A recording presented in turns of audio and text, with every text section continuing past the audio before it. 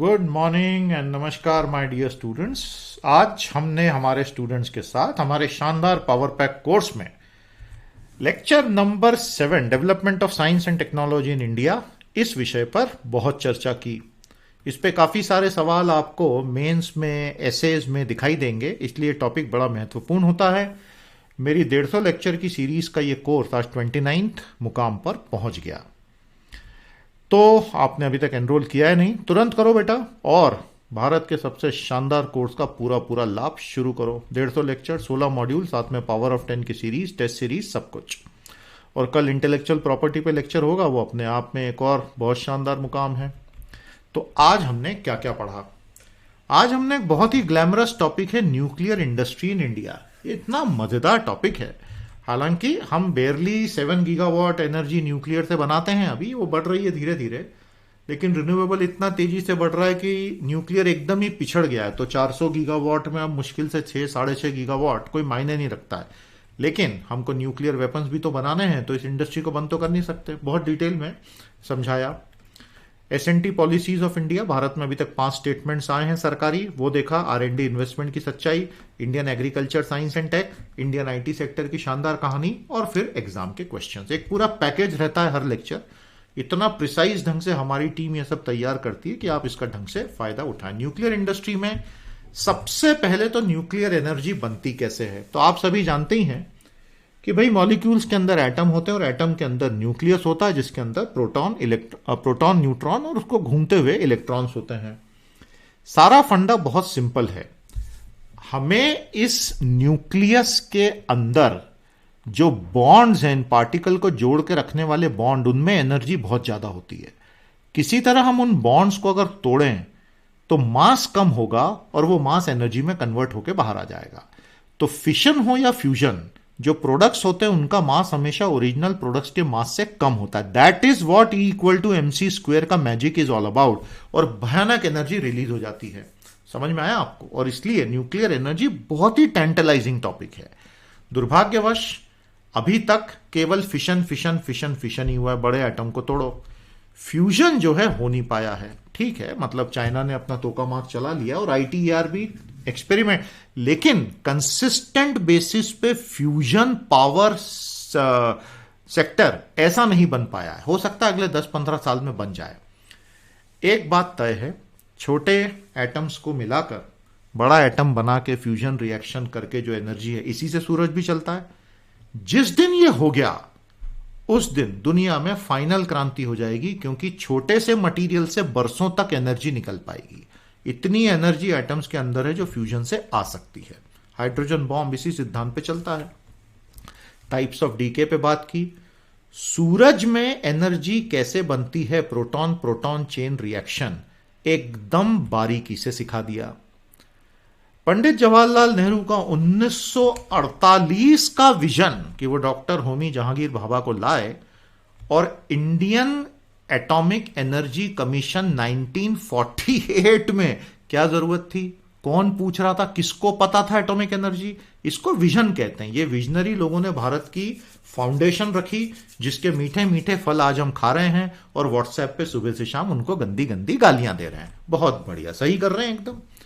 तो इन्होंने Indian atomic energy commission की स्थापना की। उसके बाद एक पूरा का पूरा वटवृक्ष बन गया, डॉक्टर विक्रम साराभाई, और इसरो भी आ गया। तो इसके ऊपर पूरा ऐसे भी एक अच्छे से करवा दिया। एटॉमिक एनर्जी कमीशन के सारे चेयरमैन के नाम और बैकग्राउंड, और पूरा एक इंस्टीट्यूशनली क्या है, पावर और एनर्जी का अंतर क्या होता है, फिशन पावर प्लांट कैसे चलता है, और अल्टीमेटली टरबाइन घुमाने का खेल है। अब वो टरबाइन आप कोयला जला के स्टीम बना के घुमाओ, या ऊपर से पानी गिरा के उसको घुमाओ, या न्यूक्लियर में गर्मी बना के पानी गर्म करके स्टीम बना के घुमाओ, टरबाइन घुमाना है। फ्यूजन पावर प्लांट भी यही करेगा। तो ये पूरा बारीकी से बता दिया। फिर ITER, तोकामाक और चाइना का ये सब अच्छे से पढ़ाया। भारत का टोटल स्थापित क्षमता आज की तारीख में है 403 गीगावाट, जिसमें न्यूक्लियर है 6.8। बहुत पिछड़ गया है न्यूक्लियर, लेकिन सरकार ने इसको गिव अप नहीं किया है और एक थोड़ा सा बड़ा गोल सेट किया। कितना हो पाएगा नहीं हो पाएगा पता नहीं।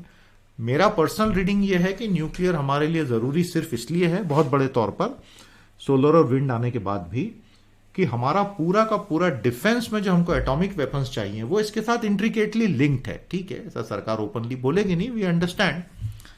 उसके बाद दुनिया में कौन कितनी ऊर्जा बनाता है, सरकार के ऑफिशियल स्टेटमेंट्स, ये सब चीजों पे बात की। 3 स्टेज न्यूक्लियर पावर पूरा सिस्टम जो डॉक्टर भाभा बना के गए, क्योंकि हमारे यहाँ थोरियम ही थोरियम है और थोरियम को यूज करना बहुत जरूरी है। मिलिट्री एंगल पूरा का पूरा समझाया, पोखरण का क्या इंपैक्ट था वो बताया।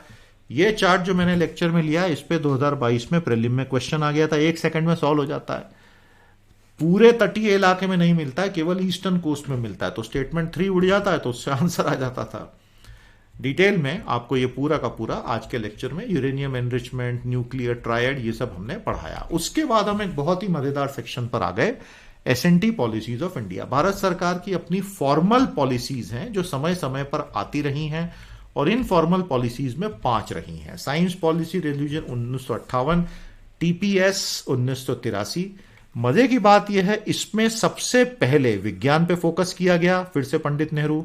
पूरा नेटवर्क ऑफ इंस्टीट्यूशन जीरो से खड़ा किया गया जिसके सारे फल हम आज खा रहे हैं। उसके बाद 1983 में टेक्नोलॉजी में इन्वेस्टमेंट चालू हुआ। उसके बाद 2003 में अटल बिहारी वाजपेयी की सरकार ने साइंस और टेक्नोलॉजी को साथ में जोड़ के किया। उसके बाद 2013 में डॉक्टर मनमोहन सिंह की सरकार ने साइंस, टेक्नोलॉजी, इनोवेशन एक साथ लाया। और अभी जो आखिरी स्टेटमेंट है STIP 2020, उसका फाइनल ड्राफ्ट अवेटेड है। ये सब बारीकी से बता दिया। भारत में R&D इन्वेस्टमेंट्स की जो सच्चाई है कि अभी हम 0.7% ऑफ GDP पे अटके हुए हैं और 65% पैसा सरकार का है, 30 से 35% रिसर्च प्राइवेट सेक्टर भारत में करता है। मोस्टली आपका और हमारा ही पैसा है। कृषि में first green revolution, second green revolution और इसमें जेनेटिकली मॉडिफाइड ऑर्गेनिजम्स और वर्टिकल फार्मिंग और उसके साथ में हाइड्रोपोनिक्स, एक्वापोनिक्स और एरोपोनिक्स, ये सब चीजें अच्छे से देखी। किस प्रकार से जॉब मार्केट में हाहाकार मचा हुआ है। 2016 से 20 के बीच में मैन्युफैक्चरिंग के जॉब्स आधे रह गए और एग्रीकल्चर में जॉब्स बढ़ गए। तो ये एक तनाव का निशान है और इसको हटाना सरकार के लिए बहुत जरूरी होगा। इनइक्वालिटी और ये सारी चीजें एक साथ देखिए क्योंकि मेंस में ये इंटीग्रेटेड सवाल बन सकते हैं। इंटरेस्टिंग पॉइंट ये है कि भारत में जो हर साल GDP बनता है, नेट इनकम नई जनरेट होती है, भारत के टॉप 10 इनकम अर्नर्स उसका 57% ले जाते हैं। ये बड़े मजेदार फैक्ट्स एंड फिगर्स हैं। अब ये मत बोलना कि सर ये फैक्ट्स एंड फिगर्स आपको कहां से मिले। अरे यार अखबार पढ़ो यार, सब मिलेगा यार, क्या कर रहे हो यार, दिल मत तोड़ो यार दादा यार। इंडियन IT सेक्टर भारत का पूरा शान है। इसकी पूरी कहानी, भीष्म पितामह श्री फकीर चंद कोहली, 2020 में आपका निधन हो गया। TCS के आप पहले अध्यक्ष थे, CEO थे, आप इलेक्ट्रिकल इंजीनियर थे, आपको कंप्यूटर साइंस नहीं आता था, लेकिन टाटास के कहने पे आप मजबूरी में TCS में आए और अगले 10-15 साल में आपने वो तैयारी की जिससे आने वाले समय के दिग्गज तैयार हुए। तो लेफ्ट टू राइट तीनों के नाम हमें बताइए कमेंट थ्रेड में। Story of Indian IT industry, story of NASSCOM, IT services, business process management, revenue, America constituting 65% of our export market, talent pool. Total Bharat में 1.5 करोड़ लोग IT में काम करते हैं जिनमें से 50 लाख IT प्रोफेशनल हैं। IT सेक्टर का मैं आपको साइज का अंदाजा दे रहा हूं। भारत में टोटल वर्कर्स हैं 45 से 48 करोड़। IT सेक्टर में टोटल लोग हैं केवल 1.5 करोड़, जिसमें IT प्रोफेशनल्स हैं केवल 50 लाख। एक स्केल और प्रोपोर्शन दिमाग में होनी चाहिए। आप कल के ऑफिसर्स हैं, ध्यान रखें। फिर ये बहुत अच्छे कुछ और पॉइंट और कैसे IT सर्विसेज के एक्सपोर्ट जो हैं लगातार बढ़ते जा रहे हैं। प्रीलिम्स के क्वेश्चन हम कराते ही जा रहे हैं कंटिन्यूअसली। 800 से ज्यादा क्वेश्चन इसके साथ लिंक करके हम पूरे करा देंगे। मेंस के एक क्वेश्चन पर डिस्कशन धीरे धीरे हमने और स्टार्ट किया है। तो ये हमारा आज का लेक्चर था। आपने एनरोल किया है नहीं, कर लो भैया, मजा आ जाएगा आपको। और कल जब हम मिलेंगे तो इंटेलेक्चुअल प्रॉपर्टी पे बात होने वाली है। बहुत प्यारा टॉपिक होगा। उम्मीद करता हूं आप कल की समरी भी जरूर देखेंगे। तो आज की समरी में इतना ही दोस्तों। नमस्कार, जय हिंद।